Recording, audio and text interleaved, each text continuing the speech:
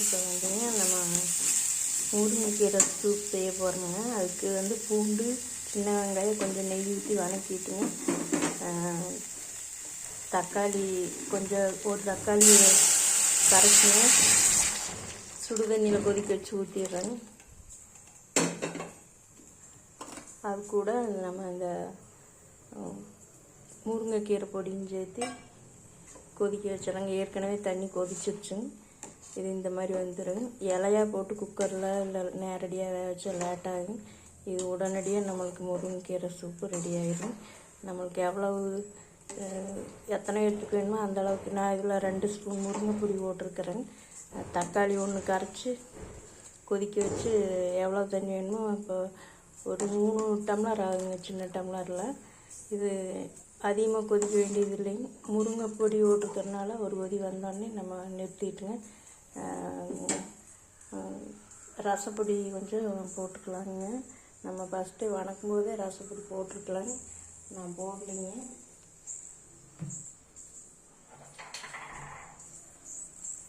ரசப்பொடிங்க இல்லாட்டி ஜீரகப்பொடி, குருமிளகுத்தூள் கலக்கலாங்க.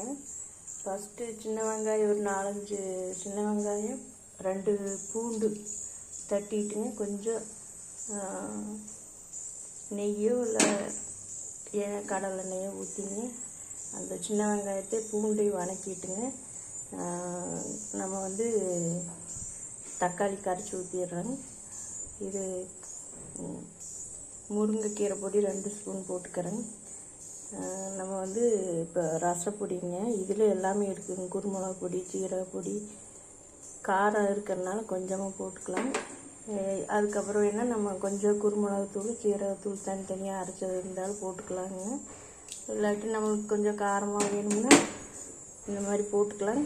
இதில் புளி கலக்கலைங்க. இதில் கொஞ்சம் புளி கலக்கிட்டோம்னா நம்மளுக்கு ரசமே சாப்பாட்டுக்கு ஊற்றிக்கிற மாதிரி வந்துடும். நம்ம வந்து இதை வந்து வடித்து தான் குடிக்க போகிறோங்க. அப்படி இல்லைன்னாங்க நம்ம மாமூலாக எப்போ வைக்கிற ரசத்தில் எல்லாம் சாப்பிட்டு முடித்த முன்னாடி கொஞ்சமாக அந்த ரசத்தோட மண்டி இருக்குது, அதில் வந்து முருங்கைக்கீரை பொடி போட்டுங்க, கொஞ்சம் தண்ணி ஊற்றி கொதிக்க வச்சு அதை வந்து நம்ம வடித்து குடிச்சிக்கலாங்க.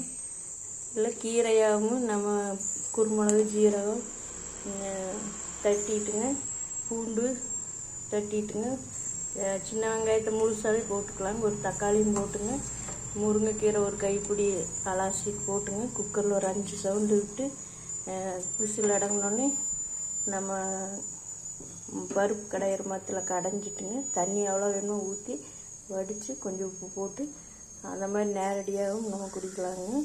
இந்த பவுட்ரு அரைச்சி இப்போ 1 மாதமே இருக்குது.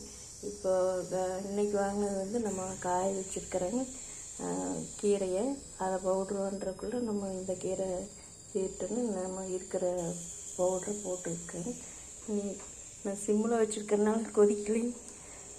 சீக்கிரம் கொதிச்சிடுங்க. கொதிச்சோடனே நம்ம நிறுத்திட்டு மூடி வச்சுட்டு கொஞ்சம் ஆறினோடனே குடிச்சிக்கலாங்க. சூடாக குடிக்கிறதுனா கொஞ்சம் ரசப்பொடிலாம் காரம் கம்மியாக தான் போட்டிருக்குதுங்க. கொதிச்சோடனே நம்ம நிறுத்திடலாங்க. நல்லாவே கொதிச்சாலும் கூட பரவாயில்லைங்க.